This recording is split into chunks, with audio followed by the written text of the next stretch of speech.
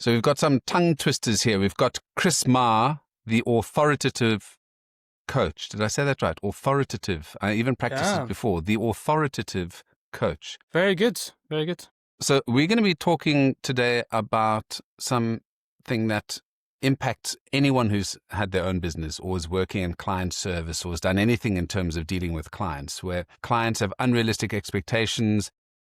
You don't have millions of clients, so you need to keep the ones that you've got pleased and happy. So you just do whatever they want. Yes, sir. No, sir. 3 bags full, sir. And that is not a great recipe for a good business, for a healthy psychology, or for not grinding your teeth and going, oh no, the client's calling, or sending another WhatsApp or sending another email. I wish they would just insert beep over here. So Chris is somebody who's been dealing in coaching for years and years, specifically dealing with this issue of how to deal with difficult clients, or not just difficult clients, any clients, and get the best out of them and get the best out of you. So, Chris, welcome.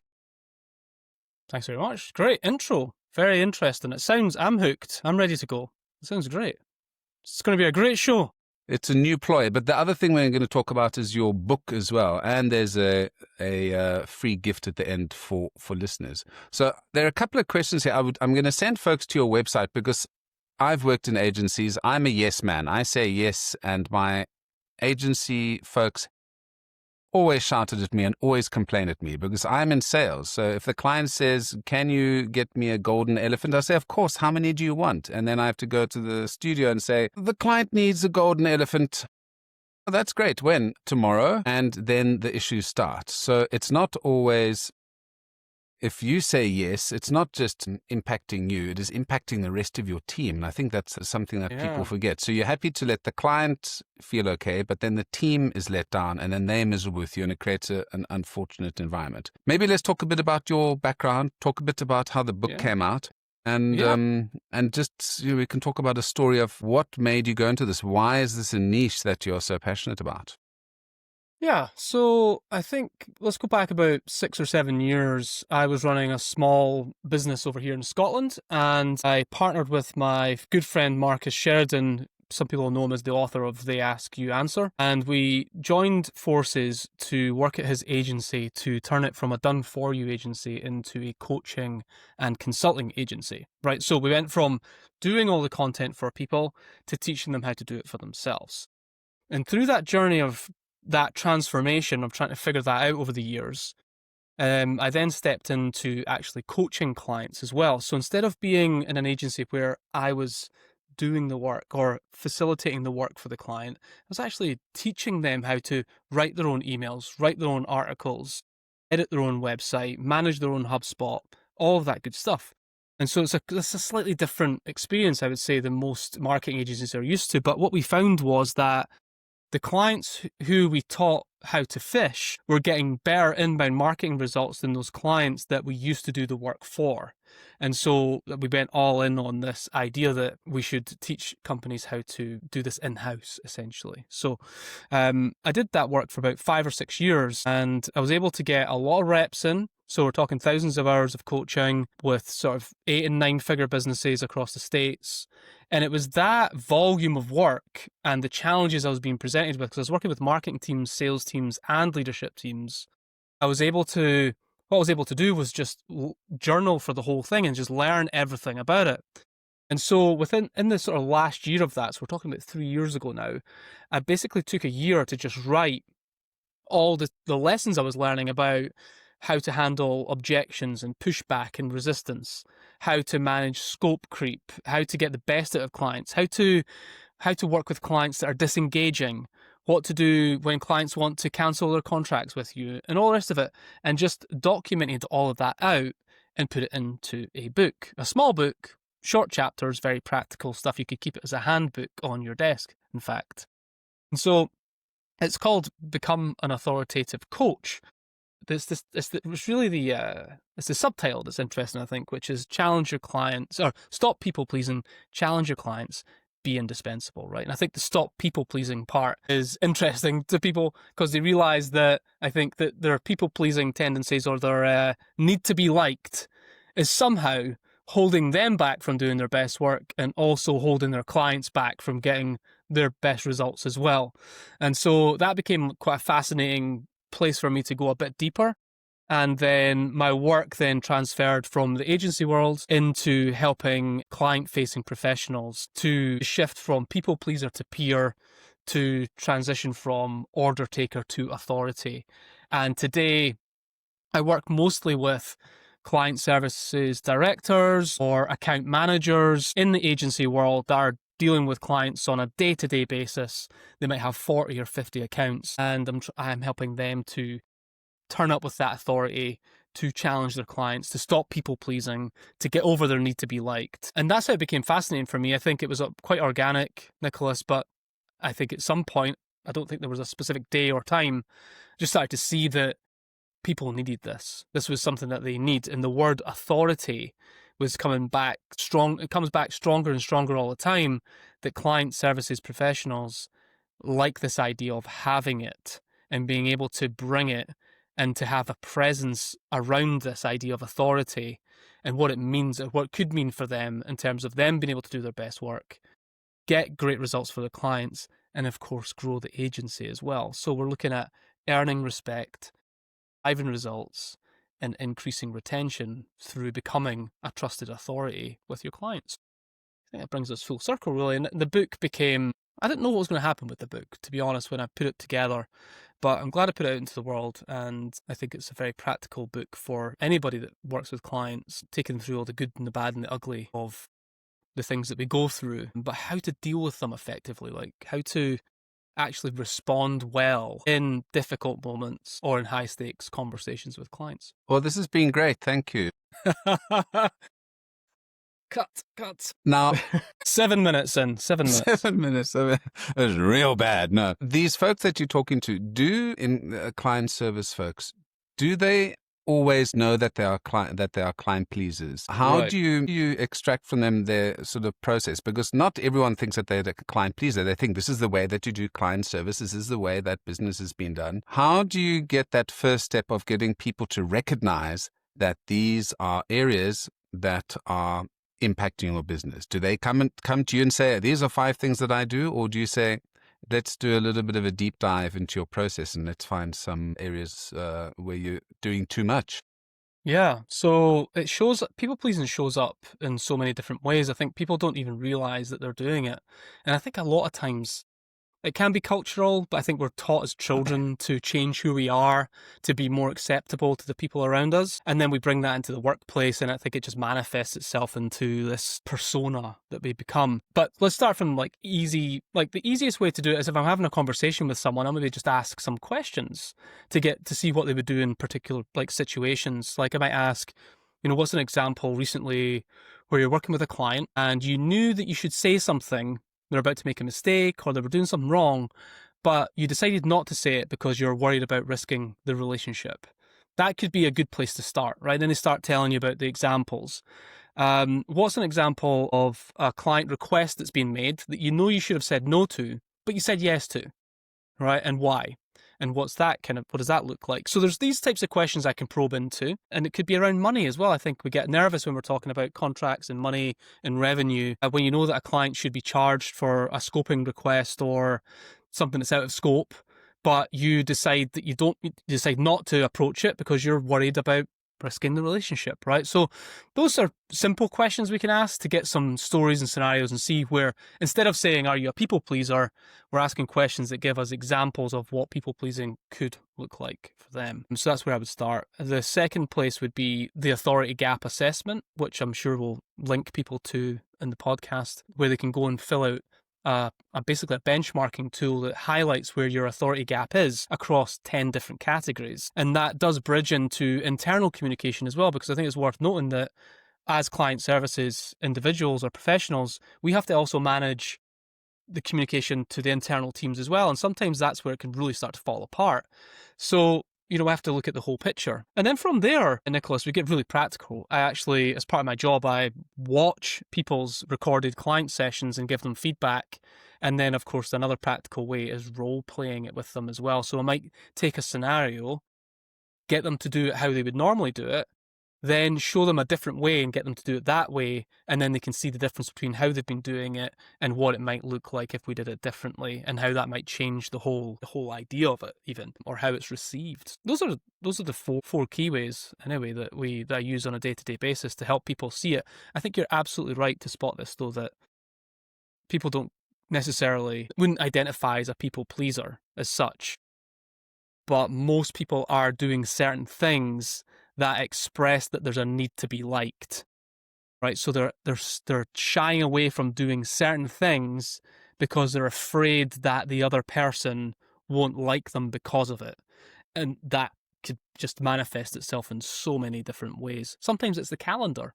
You look at someone's calendar and they're just absolutely back to back, mobbed with meetings. They're letting anybody take over their whole time, and you can tell that they just haven't got any real control over their time or their calendar. So that's another way that it manifests itself too. So I think that's a great question, because it's up to me really to help them see it for themselves if I can. What are the risks of not going through your process, actually, of being a hidden people pleaser? So what impact, so let's just go into, in terms of, if you had to sell this into somebody and they said, well, we're a people pleaser, our clients are happy, doesn't make an impact. What are some of the hidden costs, perhaps, of being a people pleaser? Because I think that's a nice place to jump off as well. So top tier is retention, right? So we want to look at retention first and foremost, right? So where are we losing clients? Why are they churning? What does that look like? And oftentimes we look at the point where a client is actually churning out. It's just too late at that point. So we have to go back and say, well, what did we miss? What conversations didn't we have? What expectations didn't we set? And it's usually just a symptom of a gap somewhere in the process. So I think we start with retention. So we'll flip that, and we want to see the work that I do, increasing retention, expanding accounts, and clients staying for longer and spending more money with us if we're having the right conversations. What's interesting to me is as I've done this work, I think a lot of people who have a high need to be liked, and they change themselves for other people around them because they want other people to like them, don't realize that the strength of the client relationship is actually directly correlated with the number of difficult conversations they're willing to have. And so if they're not actually willing to have tension and challenge clients and push back and push them, even to challenge them to do their best work, you'll find that you have quite a weak transactional order taker type relationship. And that means that we become quite transactional, which means I can leave you anytime. I will stop paying you. In fact, even just paying you money is enough to work with you. There's no real challenge. Does that make sense? I can just pay you money and you'll work with me, and then I can take the money away, and we're no longer working with each other. And therefore, the client has a lot of control over the relationship. So I think we want to, these are quite hard to measure in some cases, right? But we want to have some type of temperature around the strength of those client relationships. Are we indispensable to our clients, or are we seen more as a transactional relationship? And that's part of the spectrum of the work that we do. So retention is a big part of the work that we do. I would say that really is. Why is that so important? So if we look at profit as well, I think you shared a story. I'm not sure if we were live when you were talking about this or if it was before we started speaking. You mentioned something like an example where you say yes to something, you sell something, but then you have to take it into the team and sell it to them. And you've discounted it so that they buy it, for example. So we're underpriced, which is already eating away our profit margins. You go to the team and say, this thing needs to be delivered expedited, right? Faster than normal. So they all scramble around and do it. While they're doing that, they're not doing the stuff that they had already promised other clients that they should be doing. So we miss those deadlines, or we stick stretched in there. Everybody's stressed, all because we can't manage scope effectively. And we can't say to a client, sounds like a great idea. We can't do it right now, but we can do it at this point in the future. Not managing the client, what's coming in from the clients. So what ends up happening is, well, time is money. The client experience starts to erode. Ultimately, we wonder why we're all really, really busy, but we aren't making any money. Why is that, I wonder? And so we're getting right into the weeds and looking at what's happening in the relationship between the client-facing people, account managers, client services directors, even sales teams. Nicholas, I think it's important to recognize that they have influence here as well, that the things that they are saying yes to and the things that they are green lighting, the projects they're green lighting, could potentially be unprofitable. And that is obviously a major problem, but it can be quite insidious, right? You might not be able to see it clearly that the reason we're all busy and we're not making any money is because we're over-servicing our clients. It sounds like you're describing my old agency or my, and my current Probably. current agency. Yeah. And that over servicing, because you're terrified of losing a customer. And like you said, it's that interesting mix of being transactional versus being the go-to person. And I found that where I've had the strongest client relationships is where, and this is where we talk about that word authority. Authority is not in who's the boss. It is in terms That's of right. that you are the person that they come to for those hard questions and advice. And when I've been able to say, no, not that it's a terrible idea, but here are ways that you can solve this problem. I don't believe you should be doing this right now. It might cost me money in the short term because I'm not getting a quick sale, but it builds that authority with the client that I'm looking for the long-term relationship and that they're going to get that additional value that you're talking about from me in terms of the power dynamic shifts. They're coming to you for advice versus saying, just do this, do that. If you're in the space where you're a commodity agency or commodity service, you're always going to be terrified of losing that client. And maybe this is a good time to chat about the authority gap process that you have, and that's available for folks to just go try it on your website, right? Yeah, it's free, completely free to get a report, and it'll shine a light on where those gaps are for you. That one that we're talking about currently is for the actual client-facing professional. So if you're an account manager, it's great. I've got another assessment coming out soon, which if you're visiting the website in a few weeks' time, you see it specifically for agency owners. So they can see the things that we're talking about, essentially, to see where those gaps are for them and how coaching up their client-facing team could improve the retention and profitability as well, and which is a direct relationship with it there. Well, the four main things that you put out here in terms of your coaching offering is clarifying positioning, so making sure that your positioning is right, and a lot of people get that wrong. Mm-hmm. Breaking free from over delivery. I think anyone who runs an agency, if you're under delivering and getting paid more, then you need to come on the podcast or write a book. Challenging your clients constructively, important. And then charging what you're worth. That's another thing that it's so difficult now. Again, that ties into the authority score. If you've got a high authority score and you're delivering and you're adding value and the person feels you are an integral part of supporting their business growth, they're not going to mind buying your add-ons, and as they grow, hopefully with your support, spending more money with you. So it's a win-win. I would suggest that folks go and do this, so those client-facing folks, and then when you've got that new resource available for agency owners, you should come back and we can chat about that. Yeah. Yeah, I mean, we've gone through quite a lot. You spoke about scope creep as well. That's a dirty word for me because just constant. And I lecture in digital marketing, and we had a discussion about making sure that when you are briefing somebody or somebody's briefing you, that you are 100% clear on what the deliverables are. You've got to have that communication in the beginning, not halfway during the project, or don't say, oh, I'll ask that question later. Sure. Yeah. Yeah. That's just a basic thing. Yeah, what we do with this is, I think it's really, there's a couple of rules here. Our job is to force clarity, right? So I mean force clarity, like as in ask questions to get clear. I think there's a really great assumption you can make is that your client sucks at making decisions and they haven't thought through the thing that they're asking you for, right? And so what we do is we say, that sounds like it could work, it could be great, but let's just pause here and let's make sure that we're actually doing something that's a priority, right? Do we want this to be the priority and therefore take over everything else that we're doing? Or do we decide that this isn't important? And so I think it's really important that we slow down when we're scoping things and that we figure out there is an actual problem to solve, that we can figure out, like, so we know what the issue is, that we can measure the impact that that's going to have, and that we can somehow benchmark the importance of it for the client, right? We call this the I3 model, right? Issue, impact, importance.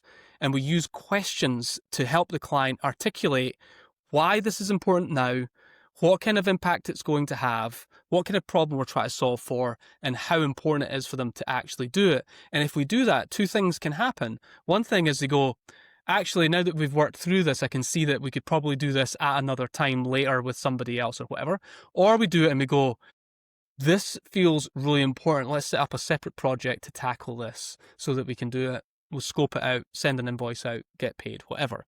But the point is like, we can't just allow the client to say, I want this thing, without doing the challenging piece, which is, tell me a little bit more about that. What led to this decision? What kind of problem are we trying to solve for? If we're successful, what does that look like? How are we going to get there? How long do you think it will take? How would we know that we've actually done what we said we were going to do? What numbers are we looking at? Who else do we need help? Like, there's 100 questions, right, that we want to scope this out to make sure that the thing that we're actually going to commit to is actually worth it for everybody. And this is why less is more, right? If we do less, we can do that less better, deliver the results that we said we were going to do, maybe even get better results. It's not about doing more, it's about getting the results, right? It's about getting the results or better results for the client. So, and we can't do that if we're trying to do everything. We can do it all, but we just can't do it all at once. So what's it going to be? We have to make choices. So we have to get that clarity, help clients to get that clarity, to make choices, and ultimately make good, better decisions, because the client-facing professional that's their job. That's part of our job, is to get that clarity, make sure we're making good choices, good decisions. And I think that's the opposite, I think, of the client-facing professional that is set up to fail, which is to keep the client happy. Just keep the client happy. And by the way, 98% of account managers have never had any communication training, right? So they're just like thrown in the deep end with the sharks and told to keep the client happy. And then we wonder why we've got problems. Yeah, that's one of my models that we teach is the I3 model. Well, it's a great model, and I'm sure it saves tons of money, makes you more money, makes everyone happier in the process. And I remember one of my favorite processes when I was working at Interbrand was we used to write client briefs. So the client would write their attempt at a brief, and then we would rewrite it and obviously go through that process, ask them those kind of questions in order to clarify it and also reduce all the extraneous things that they added that they thought they needed but didn't really need. And that was a really great we need to be able to say it clearer than the client and make it more clear than the client, right? Say it better, do it better, right? That's our job, I think. That's where your authority comes in. If you can actually get a clear brief and they go, yes, that's actually what I want, that is great value for them. And then they're going to ask you next time, can you please help me on this brief? And then you'll get opened up to all sorts of other sides of the business, which is fantastic. Yeah, I love that. Chris, where can folks get your book, and where am I going to send them to get your fantastic Authority Gap tool? Yeah, so the best for everything around the book is at theauthoritatecoach.com, right? So if you're one central place for everything, assessments, book, podcast, content, and finding out more about me, that would be the central place to go. And from there, you can get to Instagram, LinkedIn, all the rest of it. And if there's any changes between us recording and someone listening to this, like a new assessment or anything like that, it's all going to be on the website. And you can get onto my email list and stuff there if this is something that you're interested in. So yeah, that'll be the best place to start. Yeah, and you can't miss that it's your website. There's a lovely photograph of you on there, and there's tons of resources for folks who want to just get a bit of a taster of what Chris has to offer. And honestly, if you're in client service or run a business and are dealing with clients who are just squeezing you, have a look at those resources. Chris, thank you for joining us. Thanks, Nicholas. It was a great conversation. Thank you. Find the button. My mouse is all the way other side. I'll cut that. Cool.